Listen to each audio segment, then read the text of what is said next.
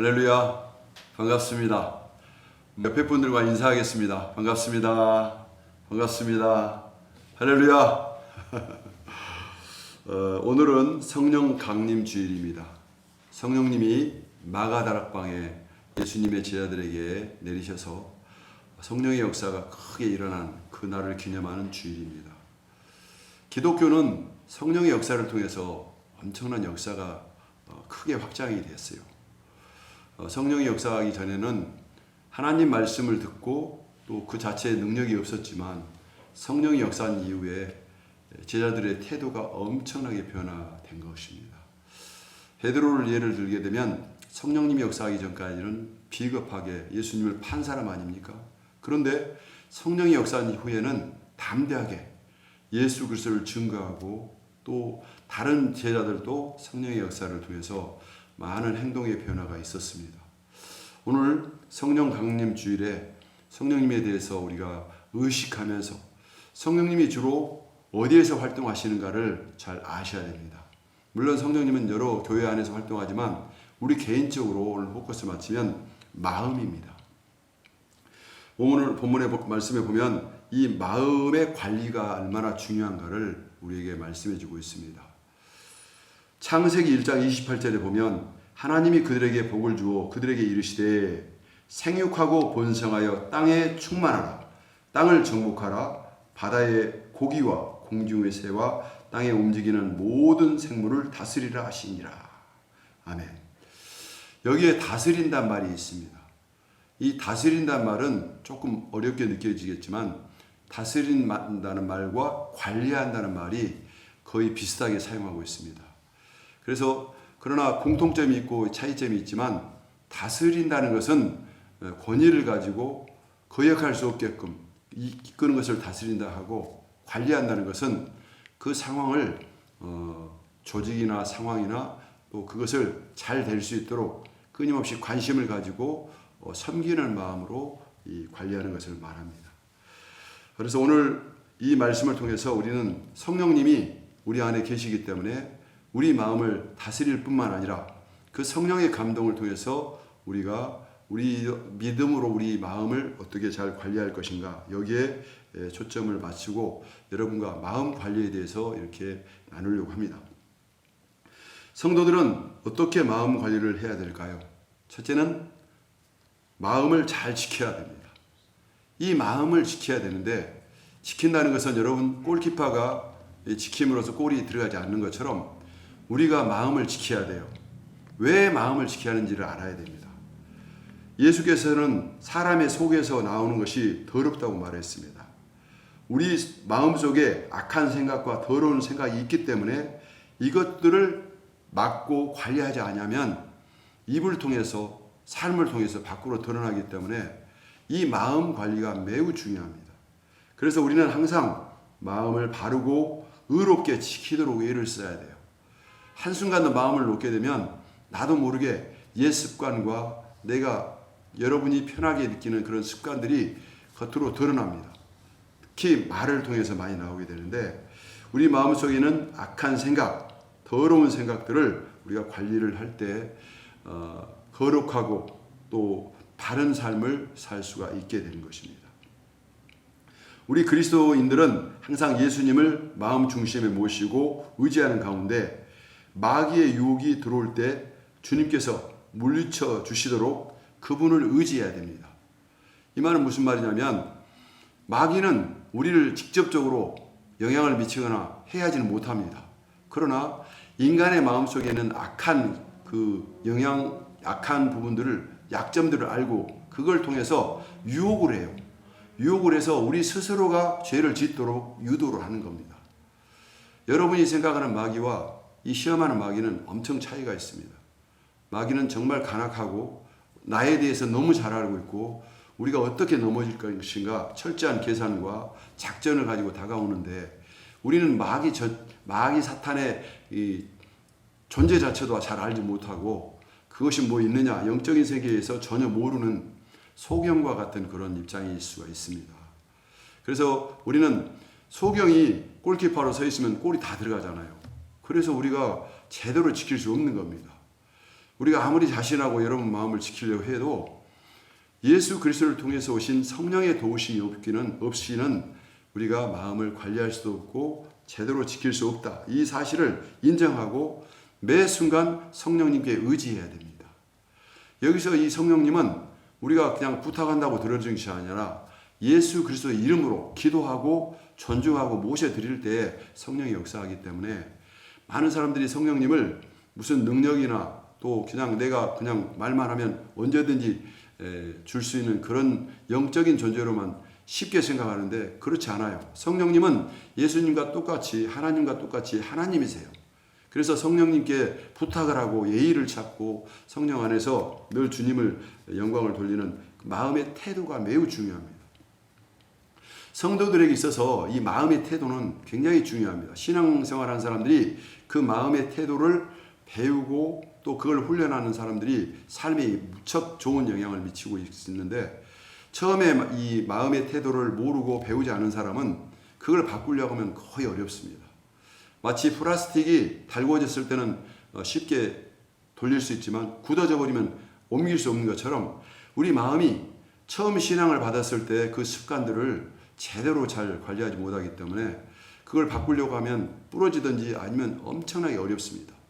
그래서 다시 플라스틱을 가열해서 반드시 맞추고 원하는 대로 이렇게 형태를 만들어야 고칠 수 있는 것처럼 우리 마음이 그것과 비슷하다고 보면 됩니다. 그래서 우리는 성령의 역사를 통해서 뜨거운 마음으로 하나님의 은혜가 있을 때 마음이 변화되고 또 습관도 정복할 수 있지만 개인적인 훈련이나 노력으로는 그 순간만 변화되지 바뀌지가 않아요. 그래서 우리가 마음을 지키기 위해서는 예의를 다하고 마음을 다해서 예수님의 이름으로 성령께 나의 삶을 맡기고 그리고 어떤 순간에도 내가 바꾸겠다는 결심을 가지고 신앙의 자세로 접근하는 것이 매우 중요합니다. 그래서 첫째 마음을 지키는 것은 나의 결단만으로 부족하기 때문에 우리가 세상에서 살 때 부족하기 때문에 예수님은 성령님을 보내셨어요. 성령님이 우리의 마음과 생각을 지키도록 도와주시기 때문에 그걸 믿음으로 요청하고 그렇게 될 것을 믿고 여러분의 삶이 그렇게 반복하다 보면 실수하지만 그것이 점점 의식을 가지고 변화되는 모습을 갖게 됩니다. 그래서 우리는 이 마음을 바로잡기 위해서 가장 중요한 것은 마음속에 보초병을 세워야 돼요. 내가 마음을 보초병에 서서 나를 조절하려면 할 수가 없습니다. 그렇다면 이 마음에 어떤 보초병이 있어야 할까요? 하나님의 말씀입니다. 말씀을 암송하고 말씀을 기억하고 이 말씀이 마음으로 믿어 의에 이르고 입으로 시인하여 구원에 이르는 이 말씀이 우리 마음에 계속 존재하면서 말씀이 가까이 서 있을 때 우리 마음을 그때 컨트롤하고 이끌 수 있는 거지 말씀 없이 세상 따로 내 생각 갖고 있으면 이 마음을 지키기가 매우 어렵다는 겁니다. 그래서 여러분이 성경을 읽다가 좋은 말씀이 있으면 이걸 암송하고 이것이 내 입에 또 마음에 머무르도록 기억하고 계속 말씀을 나와 가까이 하는 그런 훈련들도 훈련뿐만 아니라 성령을 통해서 그 말씀을 가까이 하는 작업들이 매우 필요합니다. 그래서 저와 여러분이 내 의지로는 내 마음을 온전히 지킬 수 없으므로 하나님의 말씀을 지키려고 애를 쓸 때 그때 하나님의 말씀을 지키려고 애를 쓸 때 그것이 바로 그 행동이 하나님을 사랑하는 행동이 되는 겁니다. 우리는 하나님의 사랑하는 방법이 뭔지 잘 모르는데 하나님을 사랑하는 것은 그의 계명을 지키기 위해서 마음을 다하고 뜻을 다하고 정성을 다해서 나의 삶이 주님의 뜻 가운데 되려고 애를 쓰는 그런 시도와 태도 자체가 하나님이 기뻐하시는 일이에요. 이것이 하나님을 사랑한다는 증거고 이것이 하나님을 인정하는 방법입니다. 두 번째로는 마음을 다스려야 합니다. 이 다스린다는 말은 무슨 말이냐면 굉장히 과격한 말이에요. 다스린다는 말은 원어의 뜻은 굴복시키다, 밟아버리다, 복종하도록 하다 이게 다스리는 거예요. 그러니까 사탄 마귀를 우리가 다스리고 굴복시켜야 되는데 사탄 마귀는 우리가 알 수가 없잖아요. 근데 이 어둠의 사탄의 모습이 동물들이라든가 짐승들 모습에 보면 그 모습들이 사탄을 대변하는 그런 모습일 수 있습니다. 성경에 보면 천사들은 보이지 않지만 짐승의 모습으로 사자, 또 소, 독수리 이런 모습으로 나타나면서 이 짐승들을 향해서 우리가 동물을 다스리라고 했거든요. 그들이 복종하지 않으면 그들이 복종하도록 다스려야 됩니다. 예를 들면 소를 보십시오. 소를 보면 우리가 소를 어린아이도 끌고 다녀요. 그런데 소라는 동물은 그 속에 들이받는 무서운 그 속성들이 숨어 있습니다. 그래서 그가 들이받지 않도록 하기 위해서 큰 소를 이끌기 위해서는 코를 뚫어가지고 우리가 잡고 다니는 거예요. 그게 없으면 소를 통제할 수 없어요. 이런 것처럼 그 짐승을 다스리는 걸 좀 다스려야 되는데 이게 바로 우리 마음도 적용이 된다는 거예요. 우리 마음은 내가 관리하고 다스리지 않으면 끊임없이 감정과 생각을 퍼부으면서 마음을 이랬다 저랬다 해요. 그럴 때 우리는 마음을 다스리기 위해서 하나님의 말씀을 적용하고 말씀대로 행동하지 못했을 때는 다시 그 일을 행동하면서 의식을 가지고 말씀을 훈련하고 바르게 살도록 하는 것이 마음을 잘 다스리는 방법입니다. 마음을 얼마나 잘 다스리느냐에 따라서 그의 삶의 모습이 크게 달라지게 됩니다. 그래서 이 마음 속에는 세 가지가 있습니다. 감정, 정욕, 생각. 그래서 우리가 감정대로 우리 생각나는 대로 우리가 삶을 맡기게 되면 그 사람의 삶은 엉망진창이 됩니다. 그래서 감정을 컨트롤하고 그리고 그 생각을 원하는 생각에 집중하고 그리고 그 욕심을 통제해야만이 그 욕심을 통제하는 것이 나를 위한 건데 사람들은 육적인 생각으로 욕심을 많이 부릴수록 내가 좋다고 생각하고 그 욕심 때문에 무리를 하게 되고 또 자신이 넘어지게 되는 그런 빌미를 제공하게 됩니다. 그래서 이렇게 이것을 다스리지 못하면 엄청난 비극이 초래되고 그로 인해서 많은 사람이 피해를 당하고 내 자신뿐만 아니라 이웃에게도 피해를 준다 하는 것이 성경이 우리에게 가르쳐주는 비밀입니다. 그래서 잠언 16장 32절에 보면 노하기를 더디하는 자는 용사보다 낫고 자기의 마음을 다스리는 자는 성을 피하는 자보다 나으리라 이렇게 말했습니다. 이 마음을 잘 다스린다는 게 단순한 것이 아니라는 것을 이 말씀을 통해서 우리가 엿볼 수 있겠죠. 여러분 성을 점령하기 위해서는 엄청 힘듭니다. 그 문빗장을 깨트리라는 것은 너무 어려운 일이에요. 그래서 우리 마음 하나를 다스리고 그걸 정복시킨다는 것은 너무 어려운 일이죠. 그래서 마음을 잘 다스리기 위해서는 철저하게 성령을 의지하고 또 기도하면서 내가 욕심을 부리지 않고 한 번에 한 가지 일씩 일을 하도록 감정과 생각을 통제하는 그래서 우선순위를 정하고 그 일을 잘할 수 있도록 많이 생각하면서 마음에 바르게 살도록 기도하며 고심하는 그런 태도들이 필요합니다. 그래서 이 마음이 마음대로 그 속에 있는 생각이나 감정에 휘둘려 가지고 살지 않도록 우리가 조절하면서 속도를 맞추면서 갈 때 나도 살고 마음도 살고 환경도 회복이 되면서 우리가 원하는 삶을 살게 되는 것이죠. 이 방금 말씀드린 이 마음의 관리에 대해서 예를 들면 이런 것입니다.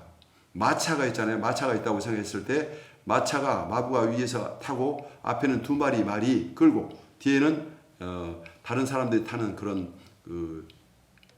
캐리어가 함께 따라간다고 봤을 때 이 마부가 하는 일이 뭐냐면 그 마차에게 그 말들에게 어느 정도 속도로 어느 방향으로 할 것인지 적절하게 방향을 틀어줌으로써 말들이 막 뛰거나 날뛰지 않고 적당한 속도로 안전하게 가요. 그런데 이 마부가 아무것도 안 하고 그냥 놔둬버리면 두 마리 말들이 막 전속력으로 달려가지고 결국은 이 마부도 죽고 그 뒤에 있는 짐칸에 있는 사람들도 큰 해를 당하는 그런 일이 벌어지는 것처럼 우리 인간의 마음속에 내가 의지를 가지고 이 감정을 선택할 것인지 사용할 것인지 굉장히 중요합니다. 그래서 성령님께 기도하면 성령님께서는 매 순간마다 우리에게 그걸 적절하게 다스릴 수 있는 지혜와 감각과 이런 것들을 훈련함으로 인해서 우리가 하나님의 자녀로서 온전하고 구비하여 조금도 부족함이 없도록 성령님이 매 순간 우리를 도와주십니다. 하나님의 목표는 우리가 온전하고 구비하여 조금도 부족함이 없어서 하나님의 자녀답게 하나님을 기쁘시게 하고 또 우리도 세상에서 복을 받아서 나누고 베푸는 그런 삶을 누리라고 우리에게 복음의 삶을 주신 겁니다. 저와 여러분은 예수님을 영접한 순간 하나님의 자녀가 됐어요. 자녀가 됐지만 훈련되지 않는 자녀이기 때문에 끊임없이 성령을 통해서 말씀을 통해서 훈련하여 예수 그리스도의 장성한 분량에 이르러서 예수님처럼 온유하고 겸손하고 자유롭게 자신을 통제하는, 그러면서도 여유가 있고 점잖하고 멋있고 아름다운 삶을 살도록 하나님은 우리에게 이 성경의 말씀을 주신 겁니다. 오늘 성령님을 통해서 우리가 그런 말씀을 듣고 내 자신을 이렇게 관리하는 게 정말 중요하구나, 이걸 깨닫기만 해도 여러분은 복이 있는 겁니다. 이렇듯이 이 마음은 쉽게 관리가 되고 정복할 수 없는 것이 하나님 말씀을 통해서 말씀하셨잖아요. 잠언 16장 32절에 성을 빼앗는 자보다 나았다고 했는데 이 마음을 다스린다는 게 그렇게 어렵습니다. 그래서 우리가 마음을 다스리기 위해서는 기도해야 되고 매 순간을 믿음으로 성령께 맡기고 예수님을 의지해서 하나씩 그 일들을 잘하고 적절한 시기에 적절한 방법으로 경우에 합당한 일들을 하도록 끊임없이 자신을 훈련하고 또 그렇게 해야 됩니다. 문제는 우리가 그렇게 노력을 한다고 해서 그렇게 되느냐? 잘 그게 안 됩니다. 그래서 여러분들에게 말씀을 드린 것은 여러분들이 예수님을 믿고 성령님을 인정하면, 성령을 모셔드리게 되면 우리가 마음을 다스릴 수 있는 마음이 성령을 통해서 흘러나와요. 그래서 성령의 역사에서 마음을 다스리면, 예전에는 누가 나에게 비난의 말을 했을 때 화가 나서 두 주먹이 불끈 쥐어졌지만 성령님이 역사하게 되면 주먹도 안 쥐어지면서 그에 대해서 별로 신경도 안 써지면서 웃으면서 넘겨버리는 놀라운 기적들이 우리에게 일어나는 거예요. 여러분, 교회를 아무리 오래 다니고 훈련한다고 그런 마음이 생길 수 없습니다. 그러나 성령님이 여러분에 임재하게 되면 예전에 못했던 모습들이 내게 나타날 수가 있어요. 그 이유는 뭐냐면 예수님이 성령을 보내셔서 우리 완악한 마음이 부드러워질 수 있도록 점점 성장하도록 성령을 통해서 우리에게 말할 수 없는 탄식으로 기도하기 때문에 그렇습니다. 우리도 기도가 부족하고 연약하지만 그런 여러분을 너무 절망스럽게 생각하지 말고, 그럼에도 불구하고 예수님께서 보내주신 성령님이 오시면 연약하고 부족해도 믿음으로 예수 안에서 온전히 우리가 복을 받을 수 있도록 하나님이 이끄신다는 그 믿음만 가지면, 그리고 여러분이 실망만 하지 않는다면 우리는 매 순간 성령님이 저와 여러분을 붙들어서 잘 되게 된다는 사실을 여러분 믿으시기 바랍니다.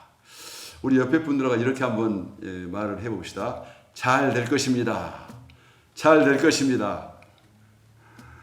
얼마나 좋습니까? 서로 이렇게 표현하면서 내 자신이 잘 안 된다 할지라도 믿음을 가지고 잘 될 거라고 선포하고 또 반복하면서 여러분이 못하는 여러분에 대해서 너무 불평하거나 짜증내지 말고 실수를 하더라도 한번 나를 관용 있게 다시 한번 해보자. 잘할 수 있어.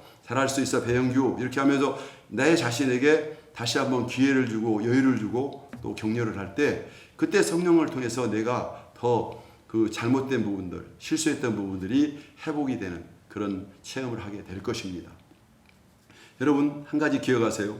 우리가 예수 그리스도로 말미암아 구원을 받고 하나님의 자녀가 되었잖아요. 우리가 생각하는 것보다 훨씬 우리는 존귀한 존재고 함부로 대해서는 안 되는 인격적인 존재예요. 그런데 다른 사람이 나에게 그렇게 하면 우리가 싸울 것입니다.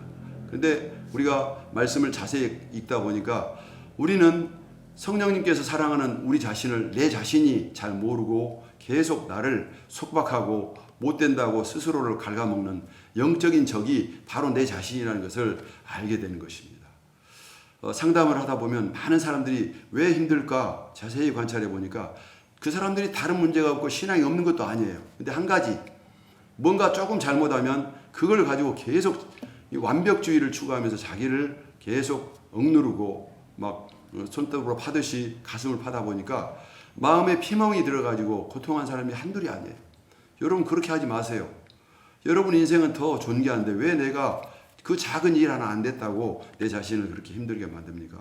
우리 마음속에 여러분 담대하게 예수님을 믿고 괜찮아, 또 하면 돼, 성령님 도와주세요 하고 다시 한번 기회를 주면서 예수님의 마음으로 계속적으로 여러분을 계속 이끌다 보면 어린아이가 제대로 걷기 위해서는요 300번 이상 넘어져야 된대요.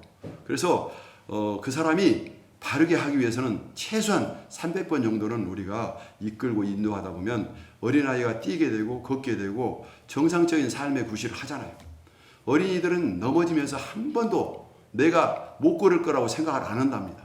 이렇듯이 믿음을 갖고 여러분을 애정 가운데 여러분을 이끈다면 성령님께서는 여러분들을 도와주시고 우리가 그리스도인으로서 굉장히 위대한 하나님의 쓰임받는 도구로, 그리고 주님과 함께 예수님의 인격을 담는 그런 삶이 다른 사람이 아니라 저와 여러분 속에서 이루어지게 되는 것이죠.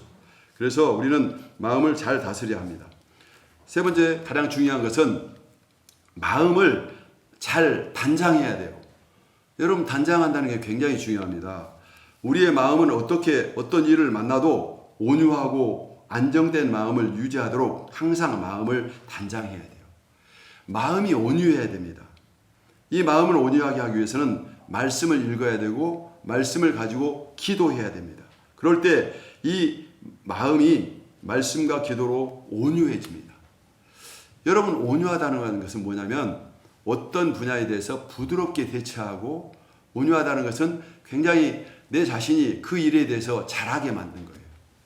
그래서 여러분의 마음을 어느 순간 온유하게 만든다는 것은 그 마음과 삶의 현장에서 내 자신을 대하는 태도라든가 이런 부분들이 부드럽게 대하고 그리고 친절하게 대하는 그런 삶으로 내 자신을 계속 단장해야 됩니다.